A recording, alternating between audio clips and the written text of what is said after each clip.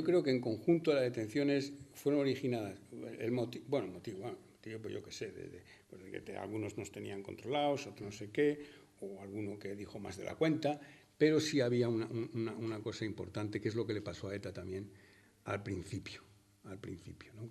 Cuando después de que ejecutan a Melitón Manzanas, al torturador este.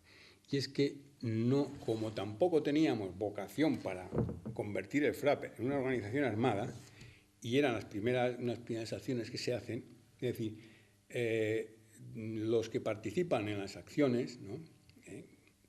Que pudieron ser o no los detenidos, pero sí es cierto que las organizaciones tenían un grado de clandestinidad, digamos, que no correspondía al tipo de acción. Es decir, estábamos muy en la superficie. Era una clandestinidad por la que podía tener el PC o el MC o la Liga, así, organizaciones que estaban trabajando bastante a la descubierta, ¿no? Es decir, que si entrabas si había un policía en una fábrica, digamos, no le costaba mucho detectar quién era de comisiones o quién era de esto o de lo otro, ¿no? De ORT o de lo que fuere, ¿no? La ORT también tenía un componente proleta bastante importante porque procedía justamente de la Juventud Obrera Cristiana, ¿no? Es decir, podía detectarlo fácilmente porque no estabas, digamos, con documentación falsa, con un contrato de alquiler falso, con no sé qué, cambiando de casa cada 3 meses.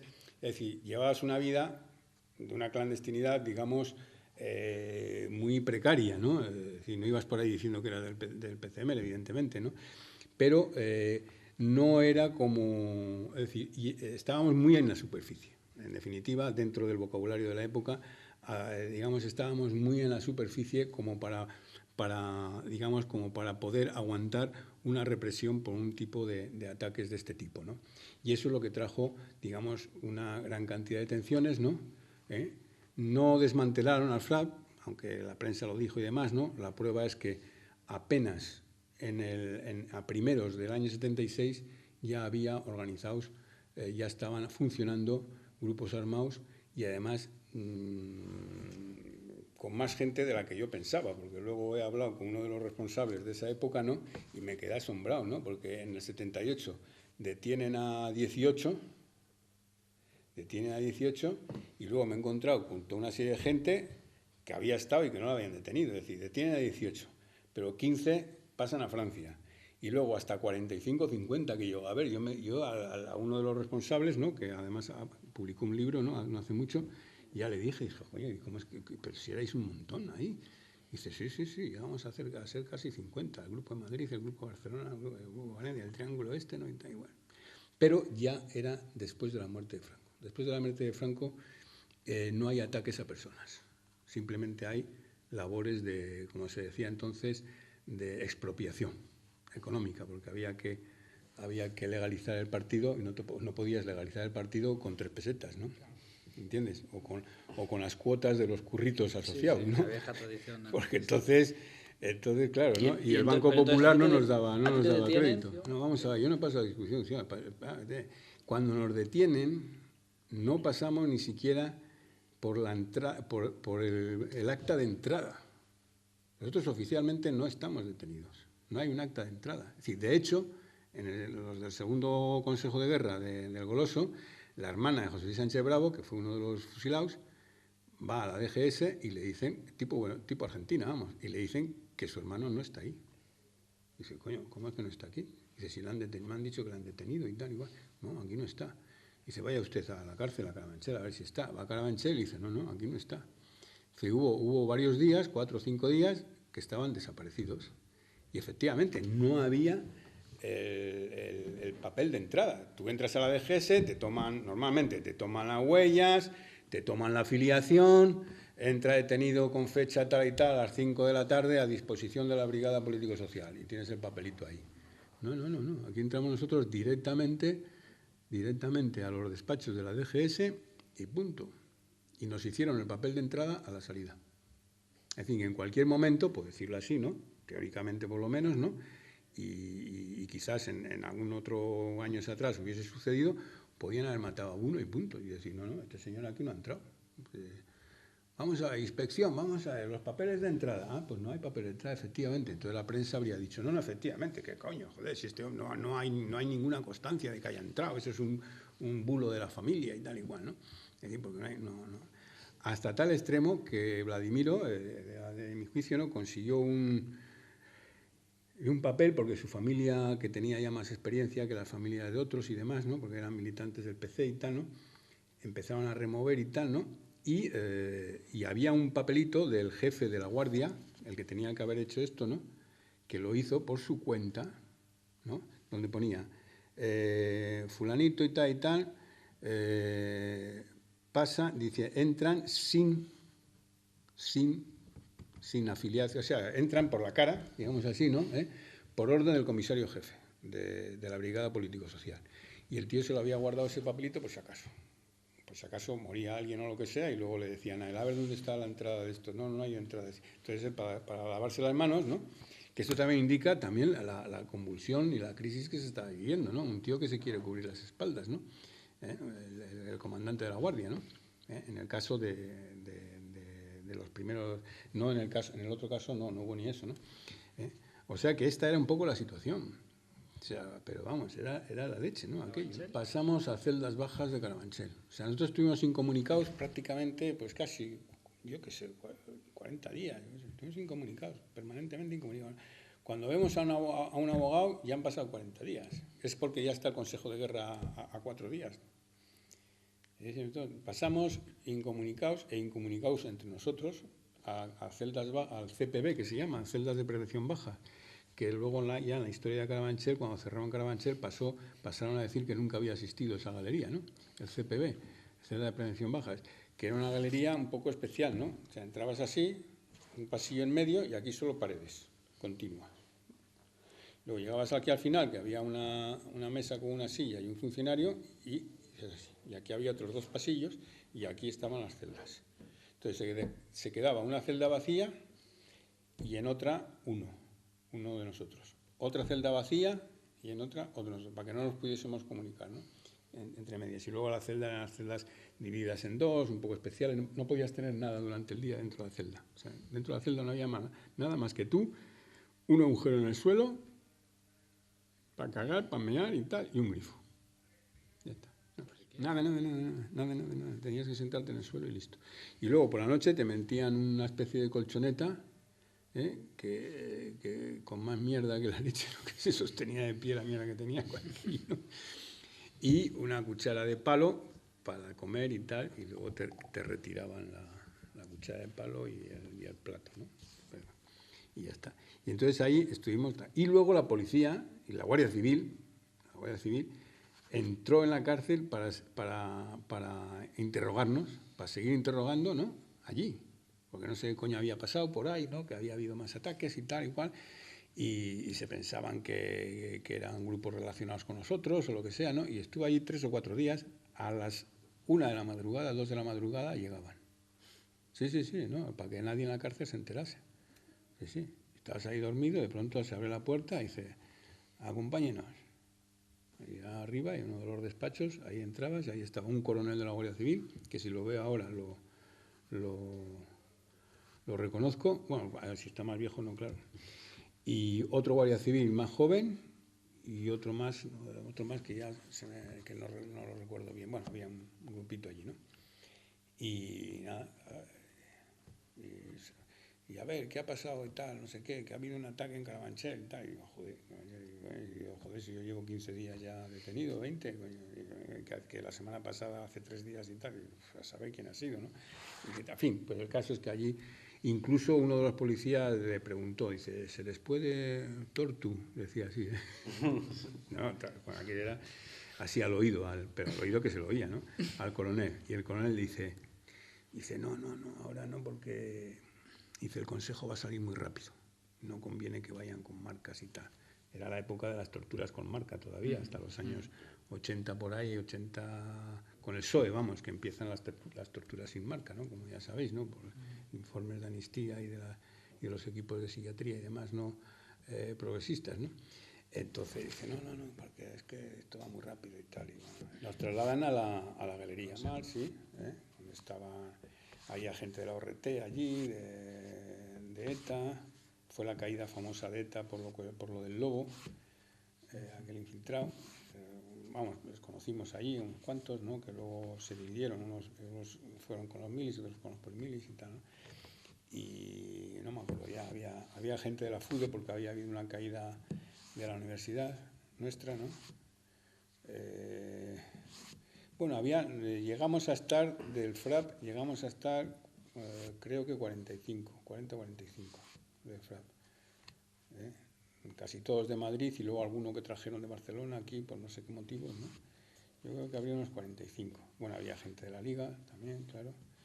Y luego ya nos juntaron a todos. Se hizo una sola galería. En la galería que nosotros estábamos trajeron a los de la tercera, a todos los del PC y demás, cuando muere Franco. No, había una galería que era la tercera, que era la habitual de los presos políticos. Pero cuando nosotros llegamos, habilitan una galería nueva, en una construcción, ¿no?, para los del FRAP y eventualmente para los de ETA y luego al final para no sé quién más, porque entraban allí gente de la ORT también, era ya una cosa un poco así, ¿no?, como de régimen especial era esa galería. En la medida que tú estabas, que si en la galería tercera tú por la mañana te abrían la puerta del Chabolo y estabas ya, hacías lo que querías hasta la noche, que la chapaban, allí no, ahí estabas prácticamente todo el día chapado, excepto 2 horas por la mañana y 2 horas por la tarde de patio. O sea, era un régimen más restringido, digamos. Sí, y que luego no podía salir de la galería. Porque recuerdo en una ocasión, el Vladimir y yo nos salimos de la galería y tal, en un despiste allí de los funcionarios y nos fuimos a inspeccionar a ver cómo estaba aquello, a ver si había alguna posibilidad de escaquearse por allí o de los camiones que entraban y demás. Llegamos hasta la cocina, por allí y tal, ¿no? Y hasta que de pronto nos ve un funcionario y dice, ¿qué hacéis por aquí? No, nada, dando una vuelta y tal.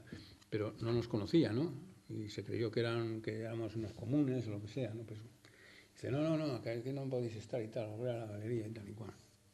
Y al cabo un rato el tipo dice, coño, y llama al jefe de centro y demás, oye, que andaban por aquí unos que se han ido para allá y tal y cual. Y dice, cabrón, pero si esos son el Vladi y el Chivite, joder, no sé qué y tal, pero ¿quién ha dicho eso? Joder, una bronca ahí al jefe de la galería. Pero vamos, no pasó nada, vamos. Ya digo, tenía este régimen un poco más estricto, ¿no?, digamos, menos. Y luego ya al final, ya digo, cuando muere Franco les llevan a todos, ¿no?, a todos los de la tercera los llevan para allá, que es cuando también detienen a Tamames, a Camacho, a este otro, García Trevijano, una caída que hubo así, cuando muere Franco detuvieron así preventivamente a un montón de gente de la Coordinadora Democrática, no sé qué, ¿no?, de la Junta Democrática y demás, ahí aparecieron todos. Ahí nos detienen a mediados por ahí más o menos de julio del 75, ¿no?, después de las acciones armadas y tal, ¿no? Que las acciones armadas nunca se reivindican además como organización armada, ¿no?, insisto, sino como grupos de autodefensa, que además yo no sé quién coño sacó eso de grupos de autodefensa, porque yo me enteré en la cárcel, ¿no?, y de que habían tirado en una de las acciones, se arrojaron panfletos y tal, firmados grupos de autodefensa y combate del FRAP, ¿no?, grupo del FRAP. Luego sí supe, ¿no?, quién lo había escrito, ¿no?, ¿no?, pero dije, bueno, vale. Y de julio, después de los asesinatos de pues nada, no se tarda nada, a los 2 meses muere Franco, el 20N, ¿no?, muere Franco. Entonces nosotros seguimos en Carabanchel todavía. Bueno, lo de las condiciones de los consejos de guerra es que, joder, las hemos contado muchas veces ya, ¿no? Pero bueno, es decir, yo qué sé, en nuestro caso, los abogados nuestros presentan 120 pruebas, en un caso en el que se piden 4 penas de muerte. Entonces, cuidado, ¿no? Aquello era serio, ¿no? No, mejor dicho, se pedían, 4 penas de muerte, ¿no? A Vladi, a José Humberto Baena, a Pablo Mayoral y a mí. Y 30 años a Fernando Sierra, digamos los 5, ¿no?, del primer Consejo de Guerra. En esas condiciones de petición de 4 penas de muerte, presentan 120 pruebas que a mí no me parecen tantas, sumando las de los 5, ¿no? Pero pruebas tan elementales como la Brigada Político-Social había dicho que había tomado declaración a unos testigos que habían descrito a los atacantes del policía, tal y tal y tal. Entonces los abogados dicen que, bueno, que quieren ver las declaraciones de los testigos. Bueno, que se les informe, ¿no? Huellas dactilares que había en el coche, ¿no? Se había utilizado un coche robado y tal y cual, ¿no? Y que en el coche había huellas. Y entonces los abogados dicen, bueno, pues que nada, que se haga la prueba dactiloscópica. Bien. Se había extraído, decían, una bala, un proyectil del cuerpo del policía muerto. Entonces los abogados dicen, bueno, pues que la prueba balística, ¿no? Y decían que ese proyectil había sido disparado por un arma que había empuñado Baena. Entonces dice, bueno, pues entonces que se haga la prueba balística y que se compruebe con el arma que según ustedes... bueno, pruebas tan elementales como esas, ¿no? Y llega el Consejo de Guerra y dice, ¿dónde la pistola? Dice, no está la pistola. Dice, y claro, los abogados dicen, hombre, ¿cómo es que no está la pistola? Pero si es una de las bases de la acusación y tal y cual. Dice, y el fiscal mosqueado y cabreado dice, no hay pistola. Dice, la prueba balística se ha comprado. No hay prueba balística. Ya se ha hecho. ¿Qué se ha hecho? ¿Y los resultados? No hay resultados. Huellas dactilares. No hay. No hay prueba de dactiloscópica. Joder, un mosqueo y una tensión ahí de la hostia. Y los abogados le echaron ahí un valor y dijo, a esto yo estaba, joder, a estos los matan aquí mismo. Y dice, bueno, los testigos del fiscal.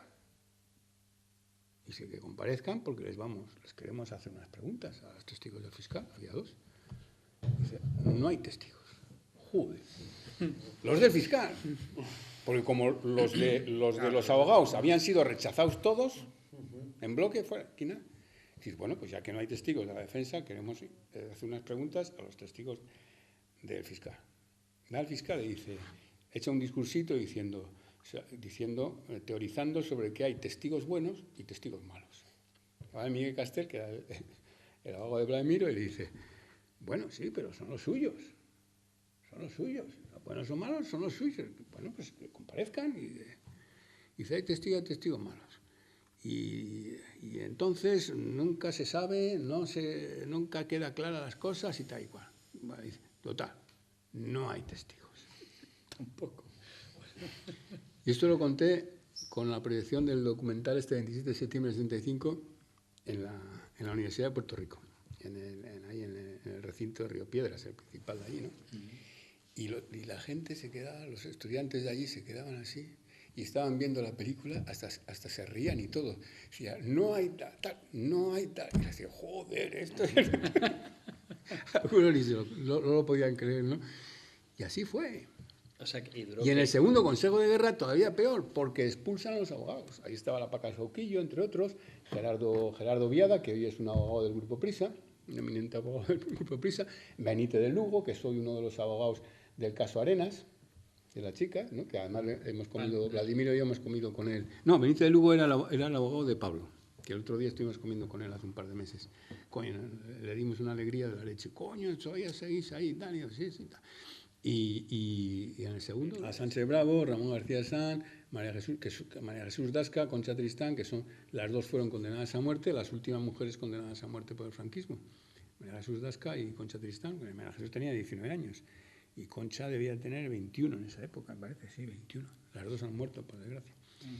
Y en el segundo todavía peor, porque ya se aplica el decreto de ley antiterrorista, ¿no? Retroactivamente, ¿no? Cuando a nosotros, en nuestro Consejo de Guerra, todavía no había salido el Consejo, el decreto salió 3 días después. Pero todo así de apretado de tiempo, ¿no? Entonces les expulsan a los abogados titulares, expulsan a los, ¿cómo se dice? A los sustitutos, ¿no? A los suplentes. Expulsan a los abogados suplentes. Los expulsan. Y entonces llaman por teléfono, corriendo, a un capitán, a un no sé qué, a unos militares, que se sientan allí y tienen un tocho así, mal fotocopiado, porque aquello no había quien leyese aquellas fotocopias, todas borrosas, ¿no? Y le dicen, bueno, defiendan. Y hay un comandante que habló con la familia de uno de los fusilados, además, en un determinado momento, ¿no? El tío como años después, ¿no? Como disculpándose. Mire usted, si yo estaba Yo estaba, me parece que dijo que estaba jugando al golf o no sé qué. No sé, una cosa así, ¿no? Que estaba, y claro, me llaman allí, me puse allí, y dije, ¿qué quiere usted que haga, coño? No, ¿qué íbamos a hacer? Pues nada. Me enteré de aquello y tal, y ni conocía. Los consejos duraron 1 día y medio. Aparentemente mucho, cuidado, aparentemente mucho. Con 4 penas de muerte, 1 día y medio es una rapidez acojonante. Pero, puntualicemos. El Consejo de Guerra nuestro empieza por la mañana. Los abogados dicen, no puede empezar el Consejo porque hay un recurso que no se ha solucionado. Y hasta que ese recurso no se responda, no puede empezar el Consejo, porque es una previa, ¿no? Entonces, un recurso de recusación de los componentes del Consejo de Guerra. Todos militares, claro. Entonces, el presidente del Consejo de Guerra dice, el Consejo empieza. Ni recusación, ni hostias. Ni recurso, ni hostias. Empieza. Los abogados insisten todos, uno por uno. No puede empezar porque es el reglamento, es la... ¿Me entiendes? El reglamento de los consejos de guerra es este. Hay que aplicarlo. Fíjate tú cómo estaban, ¿no? Ya, a la desesperada ahí, que se aplicase el reglamento suyo de ellos. Y nada, empieza. Entonces empezó a leer el apuntamiento, ¿no? El comandante Mario Martín Benavides, que era el que había hecho el apuntamiento, un apuntamiento abigarrado, proceloso, largo, allí leyendo y tal. El policía, uno de los policías que estaba detrás nuestro, estaba aquí, estaba Vladí, aquí estaba yo, y aquí me parece que estaba Pablo, no recuerdo bien, ¿no? Y detrás uno de los policías le dice a otro, no me estoy enterando de nada.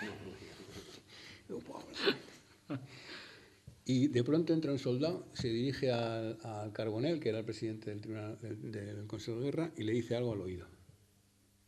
Y se va. Entonces va el coronel y dice, se suspende la sesión. Desalojen la sala. Se desaloja la sala, nos meten ahí en un cuartito pequeño, que estábamos nosotros y 800.000 de la Brigada Político-Social, militares, yo qué sé, todos así metidos en un cuartito, ¿no? Y esperábamos, pero vamos, 2, 3 horas, yo no sé cuánto, ¿no? Y a primera hora de la tarde, dice, se reanuda el Consejo. Y nada más reanudarse el Consejo, el presidente dice, la sesión de esta mañana no ha tenido lugar. Inmediatamente el Castel, que era el más lanzado, dice, su señoría, ¿cómo es que no ha tenido lugar? Hay un apuntamiento, hay el acta, ¿cómo es que no ha tenido lugar? Dice, el acta que se destruya. Puta madre. Dice, pero bueno, dice, he dicho que la sesión de esta mañana no ha existido. Empleo esa palabra, no ha existido. Es que él empezó así, dice, empieza el Consejo, así empezó el tío, empieza el Consejo, y entonces los abogados mosqueados dicen, bueno, querrá usted decir que continúa el Consejo. No, he dicho que empieza. Entonces le dice, la sesión de esta mañana, en fin, viene el rifirrafe ese, no ha existido. Y leen un apuntamiento que es así un folio, es un nuevo. Se les acusa, pim, pam, pim, pam, pim, pam, pim, pam, listo. 7 minutos. Y a la mañana se había suspendido y todavía no había terminado de leer el apuntamiento y llevaba el tipo 45 minutos leyendo. O 1 hora. Ya está, listo. Se le toca un primero. Y ya todo lo demás está. Y entonces ya queda, ese mismo día, queda ya listo para sentencia. Entonces quedaba el ritual de que a la mañana siguiente nos vuelven a llevar solo para comunicarnos la sentencia.